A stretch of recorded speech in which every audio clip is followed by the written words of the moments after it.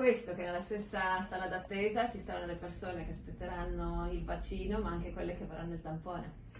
Allora, per quanto riguarda il vaccino non aspetteranno, perché lo scopo di questo periodo è quello di far rimanere il meno possibile le persone in ambulatorio. Ecco perché saranno state fatte aperture straordinarie con i distanziamenti, con tutto quello che serve per tutelare le persone. Per quanto riguarda il tampone non è che uno dice domani mattina mi vado a fare un tampone perché decido di fare un tampone, è un altro strumento in mano al medico per poter fare diagnosi differenziale rispetto a dei sintomi che possono essere sovrapponibili a quelli del Covid.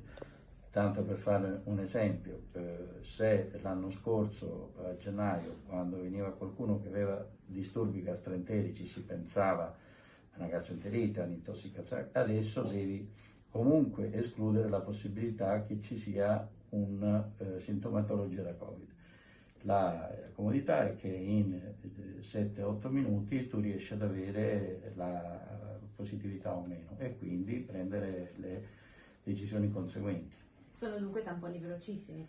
Sì, impiegano pochissimi minuti, non hanno un problema di, come dire, per eseguirli non c'è un problema di contaminazione perché i tempi sono proprio ristretti al minimo e quindi si possono fare in sicurezza, sempre fermo restando le precauzioni che qualunque medico deve prendere, qualunque paziente si avvicini allo studio, perché va sempre preso in considerazione che anche uno che viene per la frattura di un piede potrebbe essere potenzialmente un portatore sano.